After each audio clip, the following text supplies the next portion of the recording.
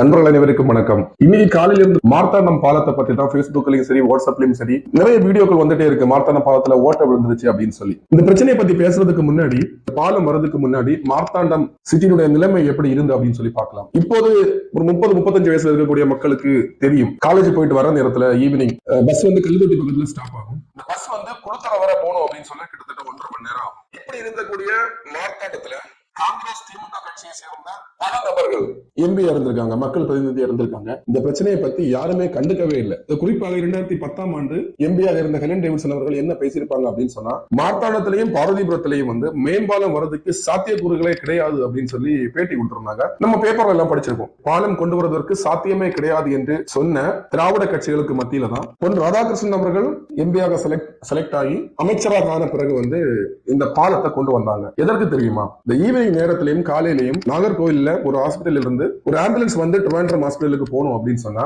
மார்த்தாண்டம் தாண்ட முடியுமா அன்னைக்கு இருந்த டிராபிக்ல? சோ இந்த மார்த்தாண்டம் டிராபிக்னாலையும் பார்வதிபுரம் டிராபிக்னாலையும் எந்த ஒரு உயிரும் இந்த டிராபிக்னால போகக்கூடாது அப்படின்னு சொல்ற நல்ல நோக்கத்துல தான் இந்த பாலத்தை கொண்டு வந்தாங்க. கொண்டு வந்து இந்த பாலத்தை கட்டி முடிச்சுட்டாங்க. இந்த பாலம் கட்டி முடிச்ச பிறகு பாத்தீங்க அப்படின்னு சொன்னா மார்த்தாண்டத்துல டிராபிக்கே கிடையாது. ஹாஸ்பிட்டலுக்கு போற ஆம்புலன்ஸ் எல்லாம் வேகமா ஹாஸ்பிட்டலுக்கு போகுது. நீங்களே பார்த்திருப்பீங்க, மார்த்தாண்டம் பாலத்தை குறையூறும் ஒவ்வொரு நபர்களும் தினமும் மார்த்தாண்டம் பாலத்தை பயன்படுத்திட்டு தான் இருக்காங்க.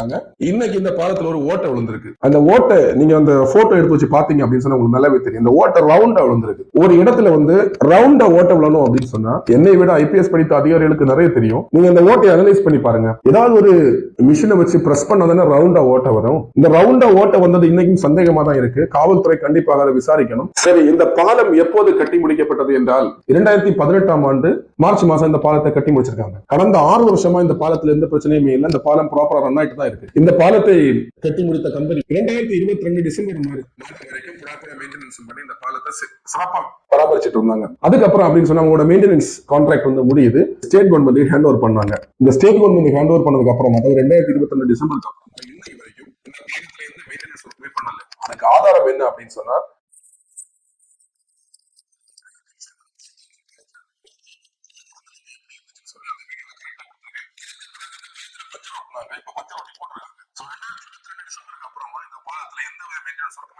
இங்க இருக்கக்கூடிய திராவிட கட்சிகளும் சரிதான், காங்கிரஸ் கட்சியும் சரிதான், எந்த விஷயத்தையுமே கன்னியாகுமரி மாவட்டத்துக்கு கொண்டு வர மாட்டாங்க. கன்னியாகுமரி மாவட்டத்தில் ரப்பர் தொழிற்சாலை அமைச்சு தாரேன்னு சொல்லி ஹெலன் டேவிட்சன் 2010 பேசியிருக்காங்க. வசந்தகுமார் பேசியிருக்காரு, விஜய் வசந்த் பேசியிருக்காரு. கன்னியாகுமரி மாவட்டத்தில் இருக்கிற ஒரு ரப்பர் தொழிற்சாலை காமிங்க பார்ப்போம். கன்னியாகுமரி மாவட்டத்தில் ஐடி பார்க் கொண்டு வரேன் அப்படின்னு சொல்லி வாக்குறுதியில கொடுத்திருந்தாரு மனோ தங்கராஜ் அவர்கள். ஐடி மினிஸ்டரா இருந்தாரு. ஒரு ஐடி மினிஸ்டராலே ஒரு ஐடி பார்க் கொண்டு வர முடியல. கன்னியாகுமரி மாவட்ட மக்கள் ஒண்ணு புரிஞ்சுக்கணும் என்ன அப்படின்னு சொன்னா, ஒரு அரசாங்கம் ஒரு திட்டங்களை கொண்டு வருது அப்படின்னு சொன்னா 25-30 ஆண்டுகளுக்கு பிறகு மாவட்டம் எப்படி வளர்ச்சி நிலையில இருக்கும் அப்படின்னு சொல்லி பல விஷயத்தை யோசிச்சு தான் கொண்டு வராங்க. பொன் ராதாகிருஷ்ணன் அவர்கள் கன்னியாகுமரி மாவட்டத்தில் அமைச்சராக இருந்த அந்த 10 வருஷத்தை எடுத்து ஒதுக்கி வச்சுட்டு பாத்தீங்கன்னு சொன்னா கன்னியாகுமரி மாவட்டத்துல ஒண்ணுமே கிடையாது. ஒரு பாலமாக இருந்தாலும் சரிதான், ஒரு ரோடாக இருந்தாலும் சரிதான், ஒரு மருத்துவமனையாக இருந்தாலும் சரிதான், எதுவாக ஒரு பாஸ்போர்ட் ஆபீஸாக இருந்தாலும் சரிதான். கடந்த முறை உங்களுக்கு தெரியும், பாஸ்போர்ட் ஆபீஸ் ஆல்ரெடி கன்னியாகுமரி மாவட்டத்துல இருக்கு, நாகர்கோவில். ஆனா தேர்தல் வாக்குறுதி விஜயவசந்த் சொல்றாரு, நான் பாஸ்போர்ட் ஆபீஸ் கொண்டு வரேன் அப்படின்னு. இதுதான் இங்க இருக்கக்கூடிய ஆட்சியாளர்கள் நிலைமை.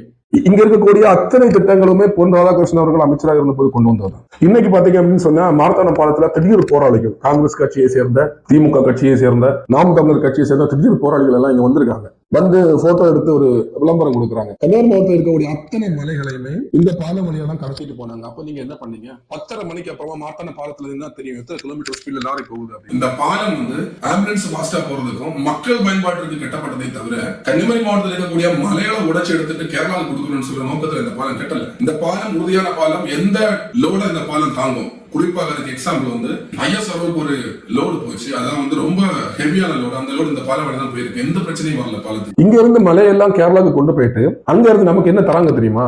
மெடிக்கல் வேஸ்ட் தராங்க. கேரளால இருந்து கோல் வேஸ்ட் கொண்டு வராங்க கன்னியாகுமரி மாவட்டத்தில். இதெல்லாம் தடுப்பதற்கு இங்க இருக்கக்கூடிய திடீர் போராளிகளுக்கு எல்லாம் தெம்பும் கிடையாது, திராணியும் கிடையாது.